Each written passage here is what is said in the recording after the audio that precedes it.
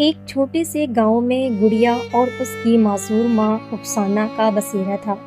رخسانہ چند ماہ پہلے ایک حادثے کا شکار ہو کر اپنے دونوں پاؤں سے معذور ہو گئی تھی۔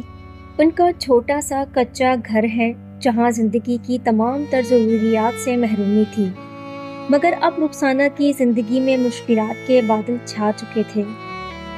اب پورا بوجھ گڑیا پر آ گیا تھا اور وہ معصوم سی بچی اپنی اور اپنی ماں کی زندگی کو رواں دواں رکھنے کے لیے مجبوراً بھیک مانگنے لگی تھی۔ یہ کہانی ان کے روز و شب کی ہے، جہاں بھوک اور غربت سے نمٹنے کی کوشش کرتے وہ ماں بیٹی ایک دوسرے کو حوصلہ دیتی ہیں۔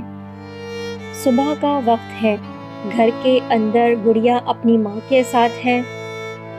بیٹی، کب تک تم بھیک مانگ کر ہمارا گزارا کرو گی؟ مجھے خود پر شرم آتی ہے کہ میں اپنی بیٹی کو یہ سب کرنے دے رہی ہوں، مجھے معاف کر دے بیٹی۔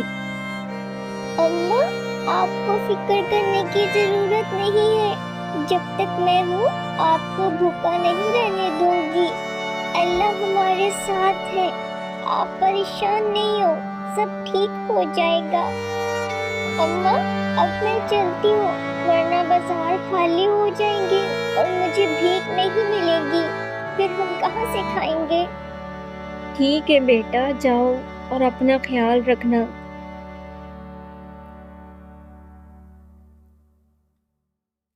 گڑیا دن بھر بازار میں لوگوں سے کچھ پیسے مانگنے کی کوشش کرتی ہے۔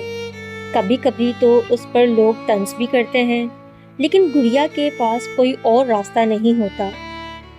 صاحب، تھوڑے پیسے دے دو نا، میں اور میری ماں کل سے بھوکی ہیں۔ ارے بچی، ابھی سے بھیک مانگ رہی ہو؟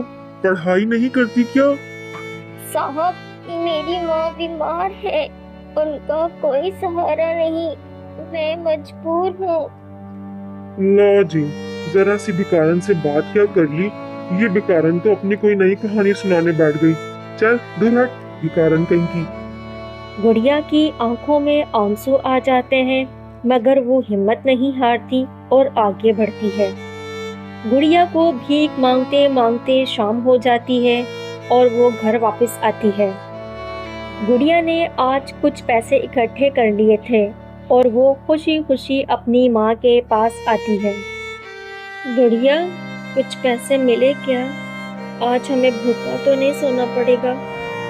نہیں اماں، آج کچھ پیسے مل گئے ہیں، آج ہم دونوں بھوکا نہیں سوئیں گی۔ اچھا اماں، میں پکانے کے لیے کچھ سامان لے آؤں۔ گڑیا جاتی ہے گاؤں کے محلے میں ایک دکان میں، جہاں سے کچھ سامان خرید کر گھر لاتی ہے۔ گھر آ کر کھانا پکاتی ہے، پھر دونوں ماں بیٹی کھانا کھاتی ہیں۔ اگلے دن گڑیا پھر سے بھیک مانگنے کے لیے جاتی ہے۔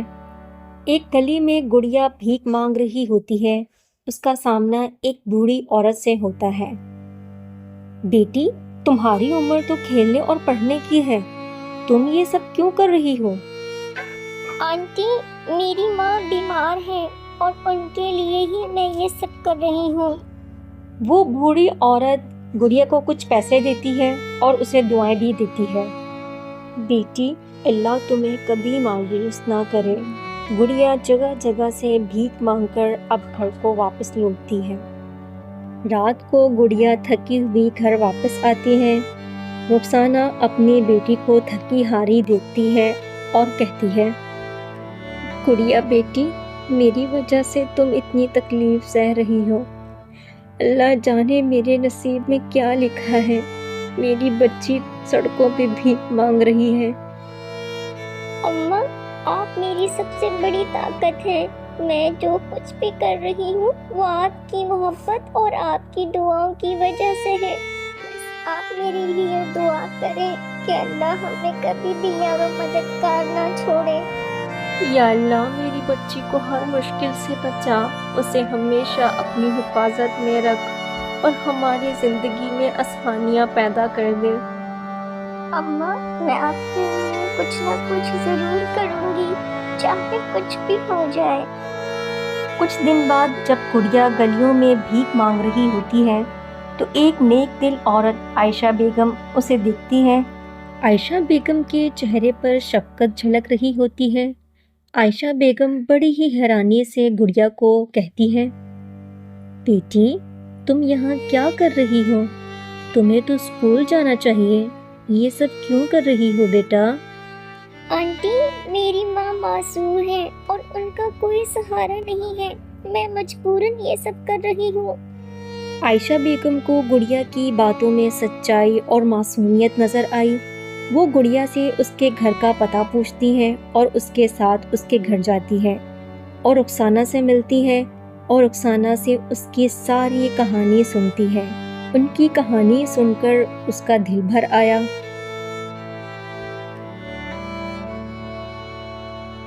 بہن آپ نے بہت صبر کیا ہے اور اللہ نے شاید مجھے آپ کی مدد کے لیے ہی بھیجا ہے۔ میں آپ کی زندگی کو بہتر بنانے کی پوری کوشش کروں گی۔ عائشہ بیگم نے گڑیا اور اس کی ماں کو مالی مدد فراہم کی اور گڑیا کو اسکول میں داخلہ دلوایا۔